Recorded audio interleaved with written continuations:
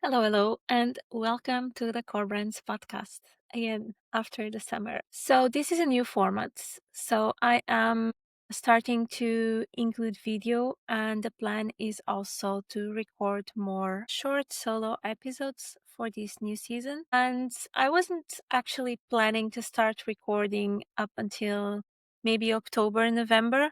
But yesterday, I've put a question box on my Instagram, something that I usually do a lot in the past, but I haven't done in ages. And I got a question from someone that follows me that basically she's a graphic designer, but she had to change careers when she became a mom. And now she's really struggling to go back to design. She lives in a rural area and she doesn't really know where to find clients and how to make a living out of being a designer at the moment. So while I don't have, unfortunately, a magic one to have the perfect answer, I can share my experience and I can offer some of the things that work for me. But with that said, I just want to emphasize here that it's hard as a creative, and I can only speak from being a designer. Like, it's really hard to predict how many clients we're going to get, how much income we're going to have next month, and so on. But there's some things we can do, and there's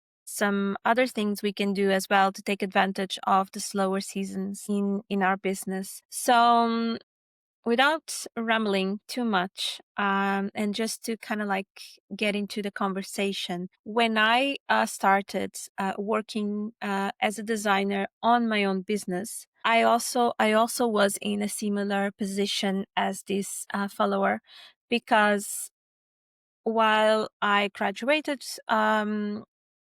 from the university with a communications design degree, I've worked in the field for a few years, both in public and the private environments. I also had to reroute my career, not because I became a mom, but because I wanted something more stable, something that would give me the means to, buy my house, get married, and start my family. And at the time in Portugal, that was not really happening. Like, the designer work was really not well paid.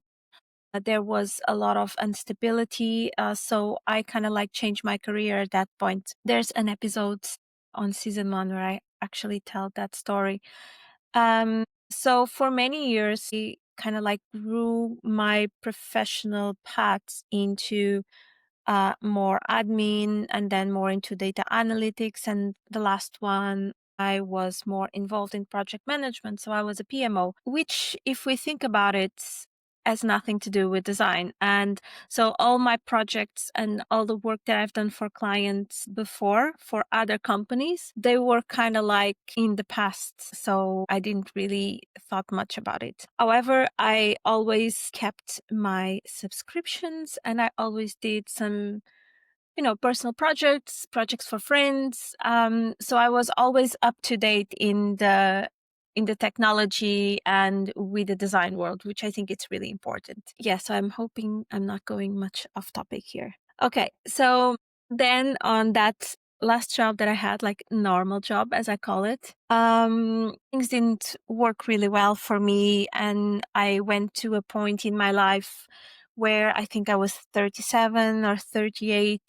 I was 37. I was like, I'm getting to an age that I really want to be happy every day doing what I do. I really want to enjoy my days. I don't want to be, having Sunday nights, that fear of, oh my God, tomorrow is Monday, I have to go in again.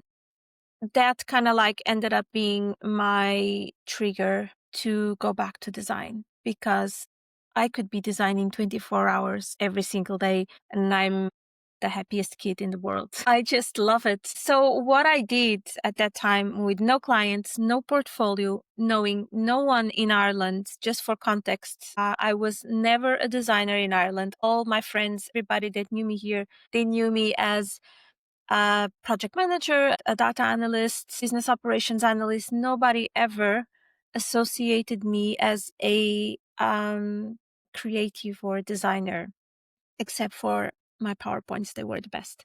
But because I didn't have any experience and I was away from the industry for so long, what I did was I started doing illustrations and posted on social media. I created my Instagram accounts. Actually, it was on my birthday, the day that I left that job. I created the Instagram account and I started posting some illustrations because I love to draw. And then instead of starting to say, oh, I'm a graphic designer, do you want to work with me? Because, if people don't see your work, they don't really know what you can do for them. So I started posting old work, but repurposed, kind of like, so I've rebranded and redid some of the old work that I've done for other clients, some university projects. So I created a few mock-ups. So that kind of like helped me showcase what I could do for clients if they get to work with me. So that was my first step. And that's what I would advise anyone that is in a similar situation, that they just want to start. And even if you're a student and you're like, how do I build my client base? You can just post your projects from university, or you can create on passion projects, create briefs, ask ChatGPT to create you a brief and, build the brand identity, build the packaging, do the website, the wireframes, and just post that. Because sometimes it's not as it is, oh, this was made for that client. No, this is what you are capable of doing if you get to work with them. So that would be my first tip. And then the other few things that I do that help me are definitely putting myself out there. So if you don't tell people what you do and what you want to do, people won't guess and people won't spend time thinking about it. So you have to be very upfront. And that's something that for me was hard as a naturally introverted person. I kind of like had to get out of my shell and start telling people, hey, I am a graphic designer. This is what I can do. Would you need my services? Do you know anyone that might need my services? And there is no shame in that, because and sometimes you might think, oh, I'm being annoying, people don't want to hear about it. People won't remember. If you don't keep saying it, people won't remember. They're just scrolling and they're not really memorizing unless you are showing up frequently and with some sort of consistency. So that would be another tip. So if you are, on the school run and you met another mom and they ask you what you do, like take that chance to introduce yourself and to tell them, oh, I'm actually starting a graphic design business. And if you know anyone who might need my services, send them my way. Make sure you're on social media, have, business cards and all of that marketing stuff that it's so important so people can find you and reach out to you. Then with that kind of like ties back, and I only actually leaned into networking more later on my business journey. So I think I only started like 2 years or 2.5 years ago, where I started kind of like networking and signing up for networking groups, etc.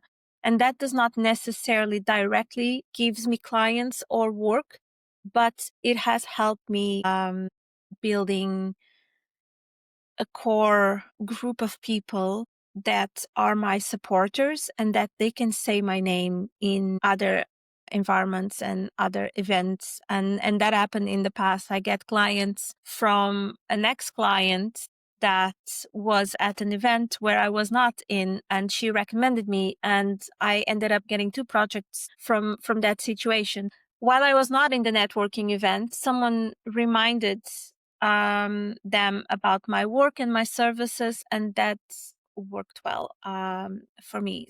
Networking is super important, not only for the client part of thing, but for the support to bounce ideas.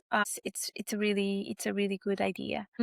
And then a lot of other things that I do as well is keep being involved with other designer communities. So I am in a few, because you don't know how many clients, a client can come to me. I might not be able to take that project at the moment. I can pass it on to another client if they're to another designer if they're a good fit. So there's that as well. So I'm at the moment on James Barnard, the designers community. It's only recent, but I'm loving every single minute of it. I did the Ambitious Creatives Book Solid with Joanna Galvão.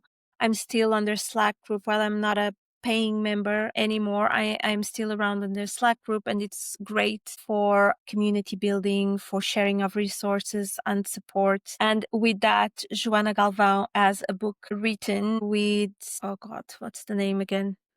It's Book Yourself Solid, but it's the creatives version. I'll link the book below.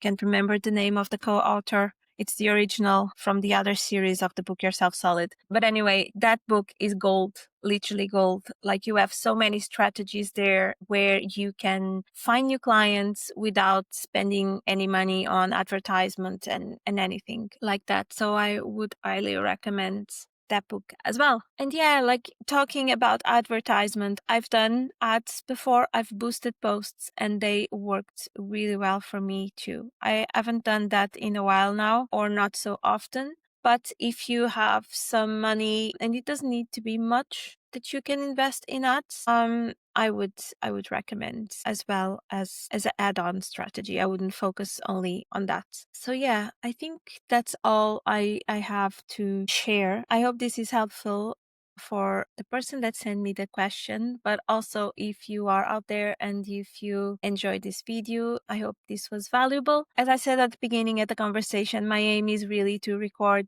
more short episodes like this, answering questions and sharing my views. So if you have anything you would like me to talk about or to answer or anything like that, feel free to reach out. And yeah, that's it for today. Thank you so much for watching or listening, and I'll catch you soon. Bye.